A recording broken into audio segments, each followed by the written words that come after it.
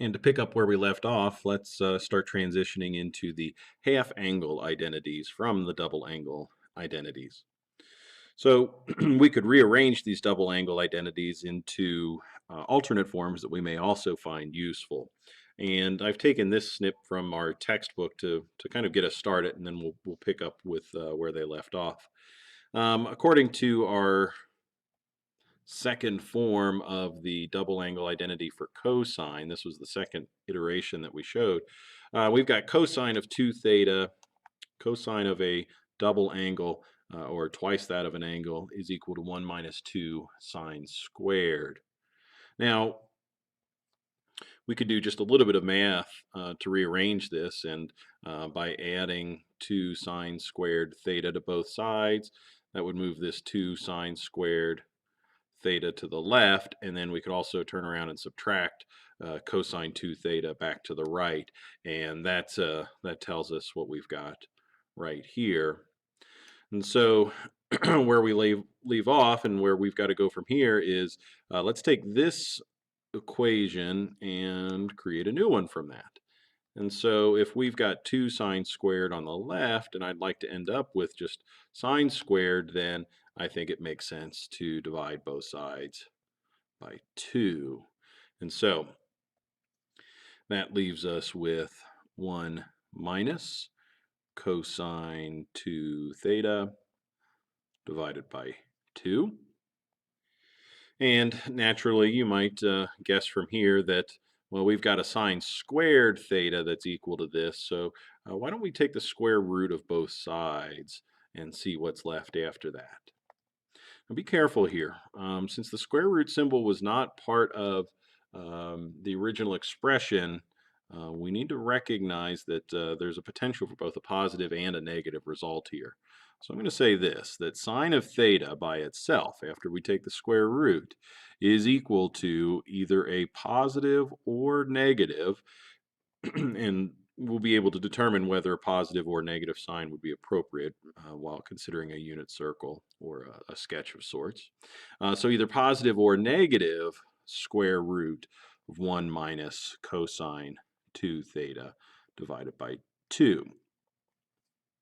So that's pretty neat. We know that sine theta is equal to this. So that in and of itself is a new identity. If we ever needed to, we could rewrite sine of theta in this format here. But what I'm after is this little trick. What if we divide this double angle by 2? Since the theta value that we use in this equation is the same on both the right and the left side of the equation, that would essentially be the same as dividing this theta value by 2 as well. And by doing so, effectively what we've done is we've created the half angle identity for sine. So if I'm evaluating sine at half of some angle measure, I know that to be either the positive or negative iteration of the square root of 1 minus cosine evaluated at the full angle divided by 2. And that's one of our half angle identities. So there we go. We've just established one of them. We could do the same thing for this second iteration of cosine, or cosine's double angle formula, that is.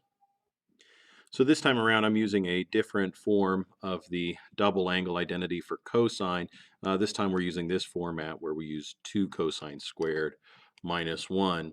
Now similarly, if we wanted to get 2 cosine squared by itself, that's not too hard to do. We're essentially adding 1 to both sides of the equation.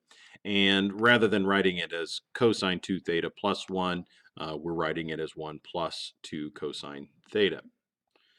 All right, so if cosine squared is 1 plus 2 cosine, 1 plus cosine of 2 theta divided by 1, divided by 2, we could get this cosine expression all by itself by taking a square root on both sides of the equation.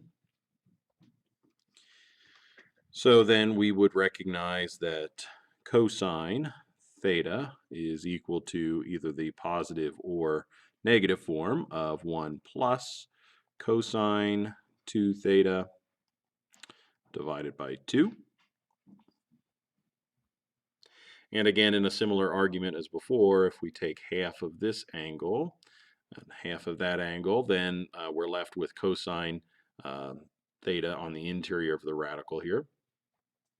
And again, we can establish our half angle identity at this point.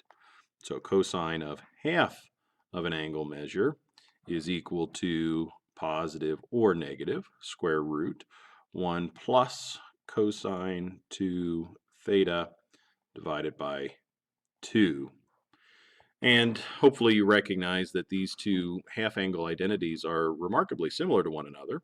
Sine of half of an angle is the square root of 1 minus cosine, whereas cosine of half of an angle is the square root of 1 plus cosine. Oops, and that should say cosine theta. So there we go. We've got another half angle identity this time for cosine. And to finish this video, let's see if we can establish the half angle identity for tangent. Well, we start off by using the quotient identity here for tangent. Tangent squared is the same as sine squared divided by cosine squared. And then we can use the intermediate steps from before.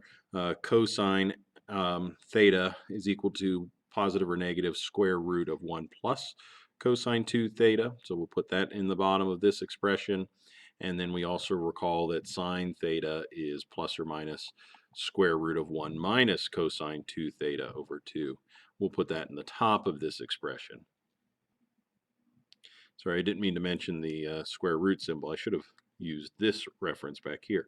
Cosine squared is this fraction, and sine squared is this fraction.